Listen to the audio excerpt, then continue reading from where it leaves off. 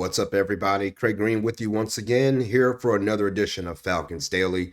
Going to bring you all the topics that you need to know about the Dirty Birds, anything and everything you need to know on a daily basis. Make sure you stick with this channel, Falcons Daily, for all your newest Falcons content. Let's jump right into it, shall we? First, guys, you already are aware of what's happening with the prank call to Shedeur Sanders, how all that went down at the NFL draft. Again, Shedeur Sanders obviously went drafted in the 5th round by the Cleveland Browns. The Falcons today announced by the NFL they were fined $250,000. Defensive coordinator Jeff Ulbrich also fined $100,000 separately. And the NFL said it was for failing to prevent the disclosure of confidential information distributed to the club in advance of the NFL draft. Just a little background on how this all went down. Jack Ulbrich, the son of Jeff Ulbrich, 21 years old. He got his number from his father's team-issued iPad, wrote the number down for himself while he was visiting his parents' home. Then he and a friend pretended to be Saints general manager Mickey Loomis, called up Shedeur Sanders. His friend actually made the call. Jax just provided the number to that friend. They called Shedeur, who got the number from Jax. And pretended to be Shedeur. Obviously, that obviously was a prank call, and Shedeur went to the Browns. But both the Falcons, Jeff and Jax Ulbrich, apologized for the incident to Sanders directly, not only to Shedeur, but to his father, head coach at Colorado, Deion Sanders. Apologized to the whole family for the incident. Jax Ulbrich, if you must know, is not an employee of the Falcons. He's not an employee of the NFL. But again, does the punishment fit the crime for Jeff Ulbrich here and for the Falcons? I mean, for the Falcons, yeah, I guess so. I mean, this is also the team that was fined last year 250 racks for tampering with Kirk Cousins. They only fined Terry Fontenot, the general manager, $50,000 for that infraction. The team lost a 5th round draft pick that they did not have to use at their deploy this season because of that. Does the punishment fit the crime for the team? Sure. For Jeff Ulbrich, not so much. I mean, if you're going to find the general manager $50,000 for tampering, you're going to find the defensive coordinator $100,000 for something that his son did that he wasn't aware of. I mean, I don't jive with that. But to Jeff Ulbrich's credit, he said he's going to take it on the chin. They're not going to appeal anything, and neither will the team. He came out today, apologized to the Sanders family publicly, to the Falcons organization, and to the head man, Arthur Blank.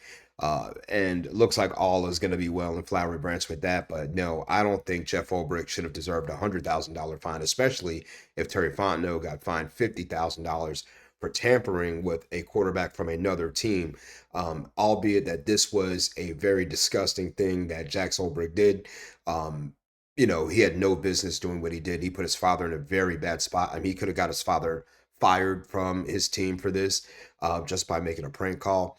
But, in my opinion, yes, Jeff Ulbrich deserved some sort of punishment, but not what he got. I think that he got a little bit too much of a harsh punishment for what actually went down and based on the precedent that we saw last season with the tampering of Kirk Cousins. Next, let's take a look at our man Drake London. We talked about him yesterday. Is he coming back to the Falcons? And the answer is yes.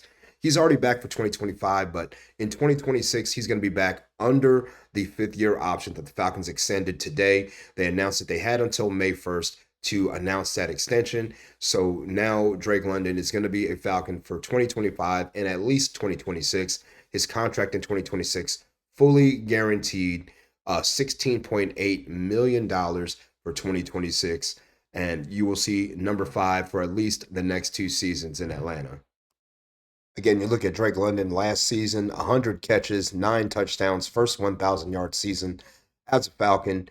He is the best receiver on the team. But the question I ask you guys, is Drake London the best wide receiver in the NFC South? I mean, that's that. Beauty's in the eye of the beholder, but for me, the answer is no. And the reason why is because you got to look at Tampa Bay. You look around at the league, really at the division in and of itself, all right? You look around at the Panthers wide receiver core, Adam Thielen, Xavier Legette, and now Ted McMillan, the new draft pick they got. I think Drake London's better than all those guys put together, to be honest with you. Look at New Orleans, Rashid Shaheed, Chris Olave, the top two guys over there. I think he's better than Chris Olave, that's for certain.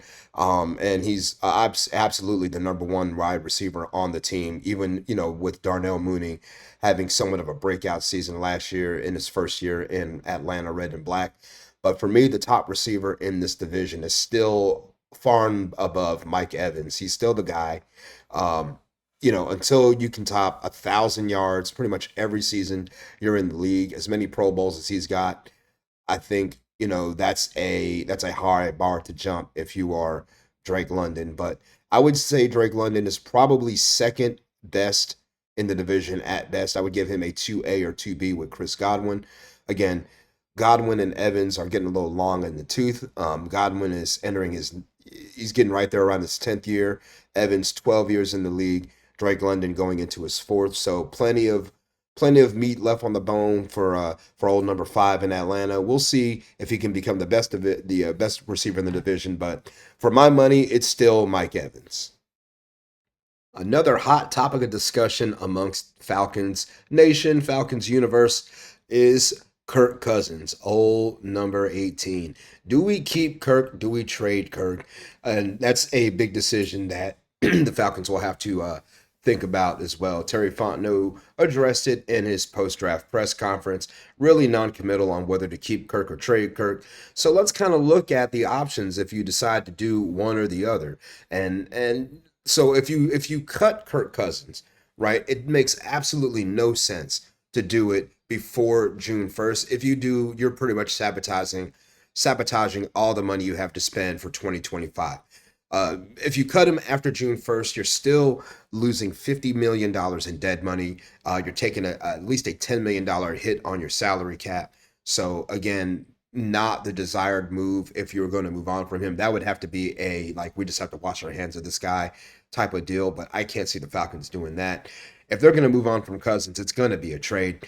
But let's take a look at the other options when it comes to trades. I mean, if they're going to trade Kirk, if you do it before June 1st, which would be pretty much this window in May here, which today is May 1st, you're looking at 37 million and $37.5 million in dead cap money, and then also, but you're saving $2.5 million on the salary cap if the trade goes through just dollar for dollar as is. If you trade him post June 1st, you're only losing $12.5 million in dead money, and you're saving over $27 million on your salary cap. Again, if it's dollar for dollar, most teams are going to want to pick up his entire salary. They're going to want the Falcons to pay some portion of that in order to sweeten the deal. So I really feel like the Falcons are going to keep Kirk Cousins right now, because I feel like that number to trade him or to cut him is too extraordinary.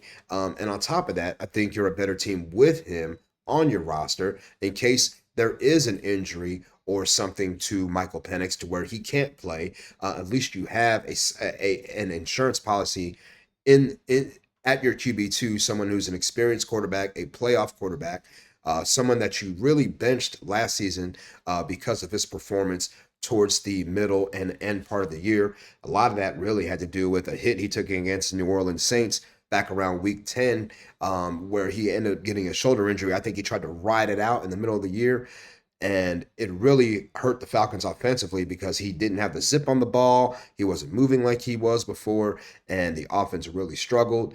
The Falcons were forced to put Michael Penix in after the Raiders game because the Raiders were one of the worst teams in the league. The Falcons should have crushed them. They had plenty of opportunities to do so. They barely squeaked away with a victory in Las Vegas on national television. That's when Raheem Morris made the move to put in Mike Penix Jr. then.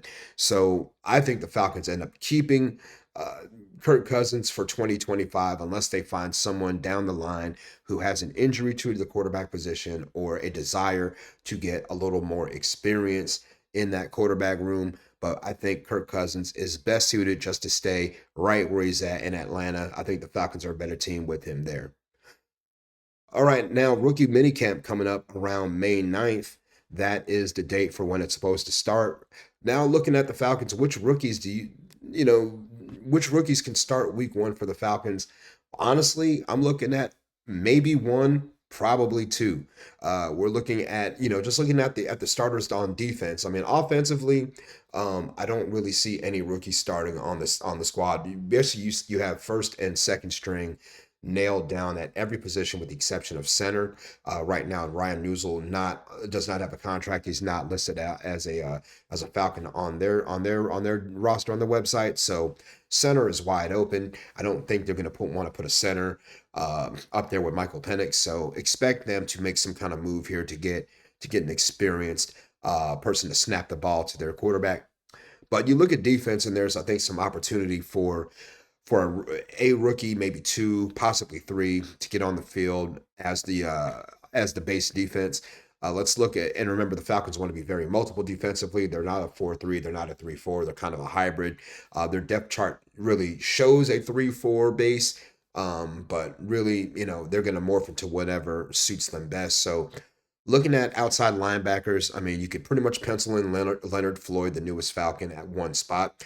And then the other spot, I think you can have competition between Jalen Walker, the newest first round draft pick for the Falcons, and Arnold Ebiketie for the other spot. I mean, Ebiketie would, of course, have the advantage being the elder statesman of the two. But again, Jalen Walker, the 15th overall pick. Drafted for his potential, and most of the time you're not drafting first round picks to sit on the bench and watch. So I think that's going to be one competition you can look for. We can look at Jalen Walker as a potential starter there at the edge for the Falcons. Inside linebacker, not so much. I'm going to look at Caden Ellis and Troy Anderson as your starters there. JD Bertrand in the mix for some snaps behind those guys, with Nate Landman leaving to go to the Rams.